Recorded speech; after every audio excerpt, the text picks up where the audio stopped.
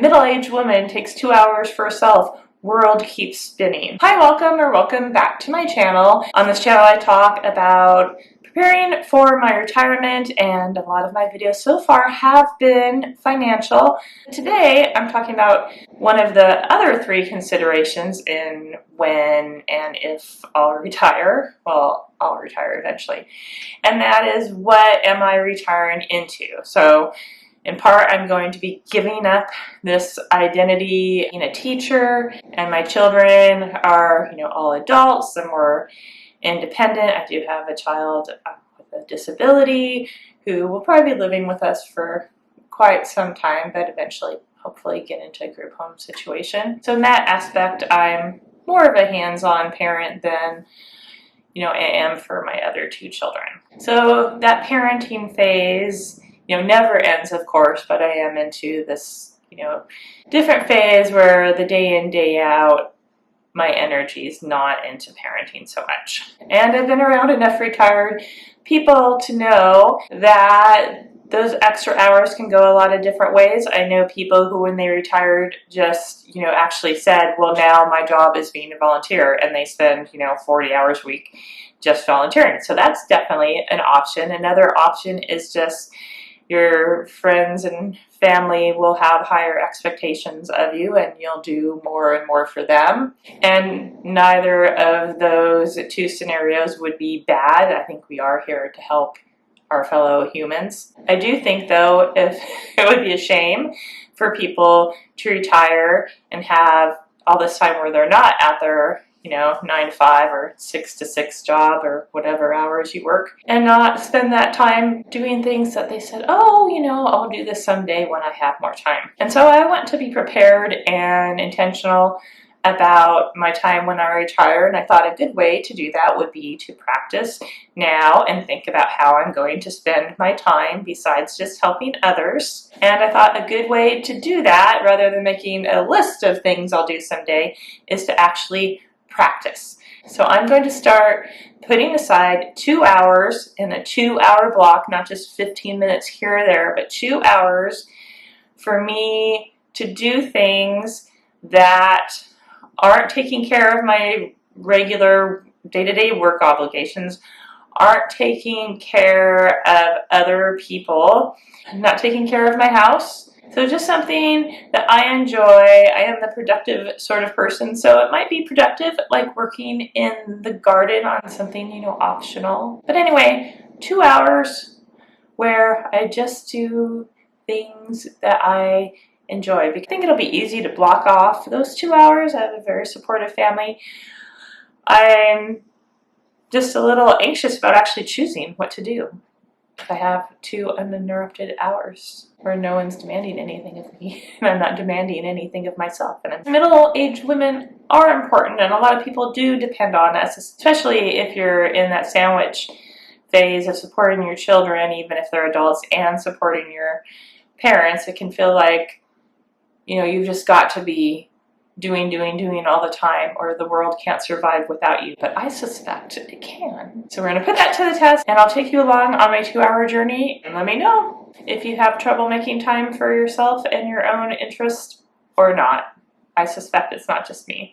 Okay, so I tried not to put a lot of advanced thought into what I would do with my 2 hours, but I did think about it a little this morning, and so I'm beginning at the library. I had to take my son to the rec center anyway, and so I'm just going to go to the library, and instead of parking in the 10-minute parking like I usually do and just running in and grabbing whatever books on display look good, I took the time to find a parking spot.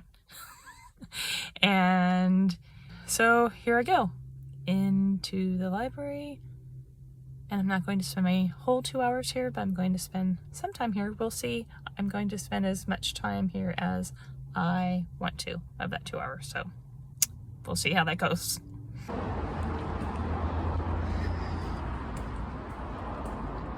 All right, I thought I would be going into the library and just spending a lot of time, looking at books I wanted to maybe check out. But my library does have just really great displays, which is why I usually just run in and grab a book from a display.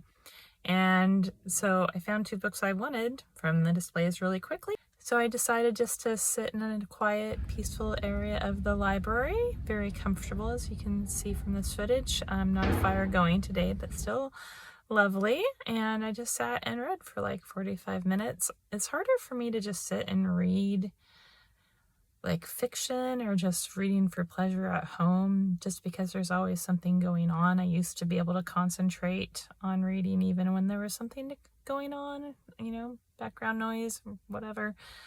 But it's harder now. But fun fact about the library, that at least the day before Thanksgiving, it's very busy, and so it wasn't really quiet there either. I mean, in my little area it was quieter, but you could hear, you know, toddlers, you know, and I love toddlers, but, you know, it was just still kind of loud. And another fun fact about the library I did not realize is that on a weekday, it's full of a lot of middle-aged men. So if you're single and looking to not be single and you're middle-aged, maybe go to the library on a weekday. See, it's fall and these dahlias are almost done, but not quite. But non-retired Julie would have just said, I should pick those. But practicing for retirement Julie is actually going to pick them. All right, so nothing really revolutionary. Practicing how I will spend my free time during retirement. So about half of my 2-hour retirement experiment was at the library, a few minutes to pick the flowers, and then the rest of it was me spending time doing a hobby. I enjoy it, and it's a hobby I've just started, and I can, you know, pursue that in a way during retirement that I can't right now because I just don't have enough time. And so in addition to practicing, you know, what I'm going to do when I retire, when I'm not helping other people or taking care of the house and all the other things that still happen when you're retired, is it's just good to spend some time doing things only because you enjoy doing them. Not just because it's relaxing, but because it sends your subconscious this message that you're worthy of spending time on. And it reminds you that actually the world can survive without you for 2 hours. And, you know, even more than that. So let me check. Oh, yeah, it's true. The world survived without me.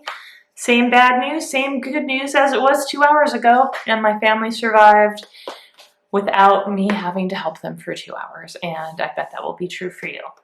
So let me know, are you retired? Are you doing things you didn't do before you retired? What are you doing to occupy your time when you're not helping other people? And if you're not retired, what do you plan on doing? And have you ever thought about practicing? I plan on practicing. I don't think once a week is realistic.